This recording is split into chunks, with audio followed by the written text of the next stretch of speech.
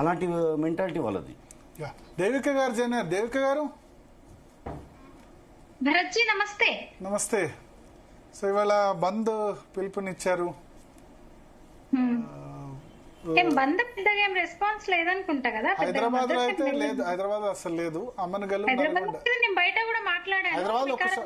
జహీరాబాద్ లో వైశ్య సోదరులే కొందరితో మాట్లాడాను. ఎవరు మద్దతు ఇవ్వలేదు. వాళ్ళు షాప్స్ ఓపెన్ చేశారు, వాళ్ళ వ్యాపారం వాళ్ళు నిర్వహించుకున్నారు.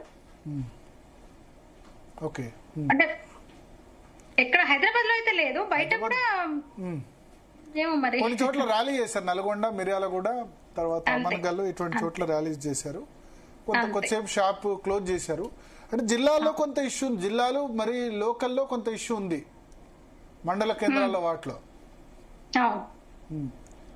సఫర్ అవుతాం అనుకుంటారు. ఇప్పుడు వీళ్ళు ఏదైతే ఒక చిన్న ఇష్యూని తీసుకొని అగ్గి రాజేయాలని చూసారో, మంట పెట్టాలని చూసారు, మంటలు రేపాలని చూసారో, అరే నిన్న సాయి స్పష్టంగా చెప్పాడు, ఎస్కే జ్యువెలర్స్ అతంది, మాది సమస్య అని తను సారీ చెప్పారు. వాళ్ళు లీగల్ గా వాళ్ళ ఫైట్ వాళ్ళు చేస్తున్నారు, చట్ట ప్రకారం పోతామని వాళ్ళు అనుకున్నారు, క్షమాపణ చెప్పారు, అంతా అయిపోయింది.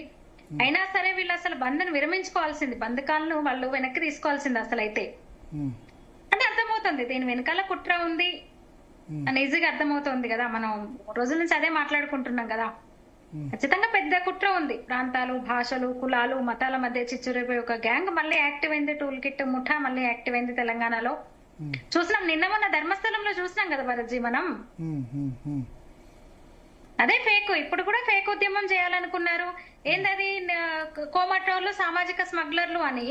అదే కోమటోళ్ళ భుజం మీద తుపాకీ పెట్టి కాల్చాలని చూస్తే ఎందుకు వస్తారు కోమటోళ్ళు? ఇంకెవరో తెలంగాణ సమాజము అంత ఈజీగా నమ్మే పరిస్థితిలో లేదు కదా వీళ్ళను. తెలంగాణ ఉద్యమం వేరు, అప్పుడు రోడ్డెక్కడం వేరు, పిలుపుతో ఉద్యమకారులు ఇచ్చిన పిలుపుతో రోడ్డెక్కి తెలంగాణ, అది వేరు. దాన్ని దీనికి పోల్చడానికి లేదు. ఇది పూర్తిగా ఇక్కడ స్వార్థం ఉంది, విద్రోహ శక్తులు ఇందులో వచ్చి చేరినాయి. అది క్లియర్ గా స్పష్టమవుతుంది కదా మనకి. Okay okay. సో ఎట్లా అంటే మీకు ఎట్లా చెప్పగలుగుతున్నారు విద్రోహ శక్తులు అని చెప్పి? తెలుస్తుంది కదా, వాళ్ళు చెప్తున్న విషయం ఏంటి అసలు? గోబెక్ మార్వాడీస్ ఏంటి, ఎందుకు వెళ్ళిపోవాలి మార్వాడీలు? ఈ దేశ పౌరులు కదా. రోహింగ్యాలు ఇప్పుడు వేరే అంటే అన్ని కుల వృత్తులు కూడా. ఇప్పుడు ఎందుకు ప్రేమ వచ్చింది కుల వృత్తుల మీద?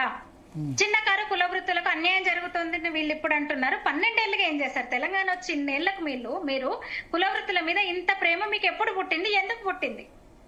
ఇన్ని రోజులు ఏమయ్యారు వీళ్ళందరూ కూడా? కుల వృత్తులకు ఇప్పుడే అన్యాయం జరిగిందా? ఎవరైతే ఒక ఎస్కే జ్యువెలర్స్ అధినేత సాయి అనే వ్యక్తిని కొట్టిన తర్వాత, ఒక దళిత సోదరుడికి వాళ్ళిద్దరికి గొడవైన తర్వాత మాత్రమే కుల వృత్తులకు అన్యాయం జరుగుతుందని వీళ్ళకు తెలిసొచ్చిందా? క్లియర్ గా తెలుస్తుంది కదా. ఎట్లా చెప్తామేంటి? కోమటోళ్ళను సామాజిక స్మగ్లర్ అని,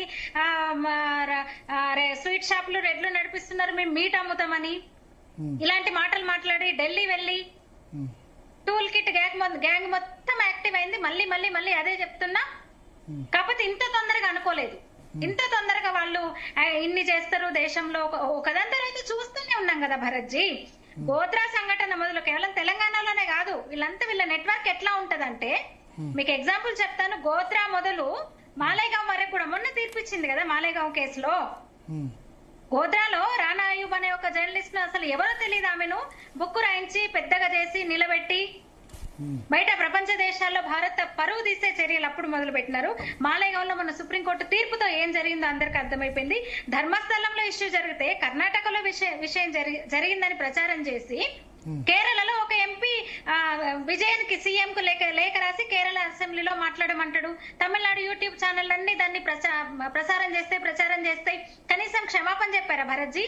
తెలుగు యూట్యూబర్లు కూడా మేము సో కాల్డ్ ఈ లెఫ్ట్ ఎక్స్ట్రీమిస్టులు, అర్బన్ నక్సలైట్లు కూడా యూట్యూబర్లు ఉన్నారు ఇప్పుడు మన తెలుగు రాష్ట్రాల్లో. క్షమాపణ చెప్పారా? ధర్మస్థలం మీద అన్ని వీడియోలు చేసి ఎంత భయపెట్టారు మీరు చూసుండరా? మీ దృష్టికి రాలేదా? పూర్తి వీడియోలు చూసేంత టైం మీకు మాకు ఉండదా? చెత్త చూసే టైము మీకో నాకో ఉండదు. కానీ వాళ్ళు ఏం చేస్తున్నారో ప్రచారం మనకు తెలీదా? సోషల్ మీడియాలో యూట్యూబ్ల ద్వారా. ధర్మస్థలం ఇష్యూ అంతర్గత నేను ఎందుకు మెన్షన్ చేస్తున్నానంటే, ఎందుకు పోలుస్తున్నానంటే, ఒకదాని తర్వాత ఒకటి అంతే. అంటే సౌత్ లో తమిళనాడులో యాక్టివ్ అయిపోయింది, తెలుగులో ఈ ముఠా మళ్ళీ యాక్టివ్ అయిపోయింది, ధర్మస్థలం విషయంలో అందుకున్నారు. గోత్రా నుంచి అంటే అంతకుముందు చాలా జరిగినాయి. నేను గోత్రా ఎందుకు అంటున్నానంటే, ఇందుకు ఇప్పుడు తెలంగాణలో మార్వాడీస్ ఏకంగా మెయిన్. ఇక్కడ మార్వాడీస్ విషయం వచ్చేసరికి మనం హిందుత్వ కోణంలో కూడా చూడాలి. ఎందుకంటే వాళ్ళు మతం మారరు, హిందూ సంస్కృతిని ప్రాణం పోయిన మతం, ప్రాణం పోయిన మతం మారరు, ప్రాణం పోయిన మతం. మతం మారారు. వాళ్ళు గోశాలలు నిర్వహిస్తున్నదంతా జైన్ కమ్యూనిటీనేనండి. మాకు ఇప్పుడు విద్యాపీఠలో ఇలాంటి చోట్ల కొన్ని గోశాలలు వాళ్ళు ముందుకు వస్తారు. జైన్ కమ్యూనిటీ ఓకే, గోశాలను నిర్వహిస్తారు, మన పండగలు చేసుకుంటారు. ఇక్కడ బలవంతంగా నిన్న మొన్న ఈ బతుకమ్మ బోనాలు అంటే వాళ్ళు ఎవరిని బలవంతంగా బతుకమ్మ ఆడదని చెప్పట్లేదే. డీజేలు పెడుతున్నారు భరత్ జీ. వీళ్ళు ఆడుతున్న ఇది ఇప్పుడు ఉద్యమకారులు మేమని చెప్పుకునే వాళ్ళు ఒక వెస్ట్రన్ కల్చర్ ని కావాలని చెప్పించి కంచె ఐలయ్య షెఫర్డ్ కోట్ వేసుకుంటున్నాడు. తన కునపొల్లకి ఎందుకు కోటేస్తలేడు? ఓకే. సో ఒకసారి ఒక కాలర్ ఉన్నారు. సంస్కృతిని కేవలం ఒక వెస్టర్నైజ్ చేసే కుట్ర వీళ్ళు జరుగుతుంది. బతుకమ్మలలో ఎప్పుడు డీజేలు లేవు, కోలాటం ఉంది. ఇప్పుడు దాండియా విషయం నేను మొన్న ఎందుకు సీరియస్ అయినా అంటే, దాండియా అని పేరు వాళ్ళు దాండియా పెట్టుకున్నారు, కానీ నేను తెలంగాణ బిడ్డను చిన్నప్పటి నుంచి బతుకమ్మ ఆడినా కోలాటం ఉంది. కోలాటం ఆడుకునే వాళ్ళము బతుకమ్మలో, కానీ డీజే లేదు. డీజేని తీసుకొచ్చింది వీళ్ళు. మీరు ఎందుకు ఎప్పుడు పిలిపినందుకు ఇవ్వలేదు? బతుకమ్మ బోనాలని మీరు పదే పదే బతుకమ్మ పండుగ బతుకమ్మ సంస్కృతి పోయింది అంటున్న వాళ్ళు మీరు ఎందుకు పిలిపివ్వలేదు? మీరు మార్వాడీస్ భరత్ జీ, మార్వాడి కమ్యూనిటీస్ నిర్వహించే గణేష ఉత్సవాల్లో భజనలు భక్తి పాటలు తప్ప డీజేలు ఉండవండి. తాగరు వాళ్ళు. మీరు వీళ్ళని మార్చడానికి ఒక్క పిలుపనిచ్చినారా? మన సంస్కృతిని కాపాడుకుందామని బతుకమ్మ డీజే పండుగలు పెట్టద్దని ఒక్క పిలుపనిచ్చినారా వీళ్ళు? అంటే సంస్కృతిని నాశనం చేసేది వీళ్ళు, సంస్కృతి విచ్ఛిన్నకారులు వీళ్ళు, దేశ విద్రోహకారులు వీళ్ళు. వీళ్ళకి అంటున్నాం కదా, తుక్డే బ్యాచే వీళ్ళు. ఈ విషయంలో అసలు వెనక్కి తగ్గేది లేదు. ఒకసారి నరసింహారెడ్డి గారు కోమట్లను ఎవరినైతే ముందు పెడదాం అనుకున్నారో వాళ్ళు అసలే నమ్మలేదు. నిన్న ఇవాళ నేను చాలా మందితో మాట్లాడే వైశ్య సోదరులతో, నిజమే మార్వాడీస్ తప్పు చేసినా ఖచ్చితంగా మొన్న సాయి ఇన్సిడెంట్ లో ఎస్కేజ్ అయిన వాళ్ళకి శిక్ష పడాలని అందరం అనుకున్నాం కదా. ఎవరైతే తప్పుంటే వాళ్ళకి చట్టం ఉంది, న్యాయం ఉంది, అంతేగాని గోబ్యాక్ అనడానికి మార్వాడి నిర్వచనం మారిపోయింది వీళ్ళ దృష్టిలో. ఇప్పుడు మార్వాడి అంటే రాజస్థాన్ మార్ ప్రాంతం నుంచి కాకుండా గుజరాత్, బీహార్, ఉత్తరప్రదేశ్ కూడా మార్వాడి కింద లెక్క కట్టేస్తున్నారు. అంటే వాళ్ళకి ఐడియా లేదు తెల్లారులేస్తే వీళ్ళ కళ్ళలో మోదీ, అమిత్ షా, అదానీ, అంబానీ. గుజరాత్ కు మార్వాడికి సంబంధం లేదు కదా. యాక్చువల్లీ గుజరాత్ కు మార్వాడికి సంబంధం లేదు కదా. గుజరాతీ వ్యాపారులు కూడా మార్వాడినే అంటారా? సంబంధమే లేదు. అందులో హైదరాబాద్ లాంటి చోట్ల కూర్చున్న వీళ్ళు రౌండ్ టేబుల్ సమావేశాలు పెట్టి ఒక కాస్మోపాలిటన్ సిటీ ఇది, అసలు వేరే మన వాళ్ళు ఇప్పుడు ఇందాక కాలర్ చేశారు. మన వాళ్ళు సూరత్ లో చాలా మంది ఉన్నారు, ఇంతకు డబుల్ సంఖ్యలో ఉన్నారు, రెట్టింపు సంఖ్యలో వ్యాపారులు ఉన్నారు. సూరత్ లో, షోలాపూర్ లో ఉన్నారు, భివండిలో ఉన్నారు, ముంబైలో లేదు. మన వాళ్ళు ఎక్కడ లేని తెలుగు వాళ్ళు అసలు ఇక్కడ ఉన్నారు. బెంగాలీస్ కూడా ఉన్నారు. సరోజిని నాయుడు ఎవరండి? సరోజిని నాయుడు సైంటిస్ట్, పెద్ద పెద్ద అంటే అందరినీ హక్కున చేర్చుకునే సంస్కృతి భాగ్యనగరాన్ని ఇక్కడ వాతావరణాన్ని చెడగొట్టే కుట్ర జరుగుతోంది. ఇప్పుడు అనవసర కుట్ర ఇది, అనవసర కేవలం వీళ్ళు ప్రజల్లో భయాందోళన రేకెత్తించడానికి ముఖ్యంగా హిందుత్వనే టార్గెట్ అంట. నేను భారతీయ సంస్కృతి, హిందూ ధర్మమే వీళ్ళ టార్గెట్ అని నేను అంటున్నా.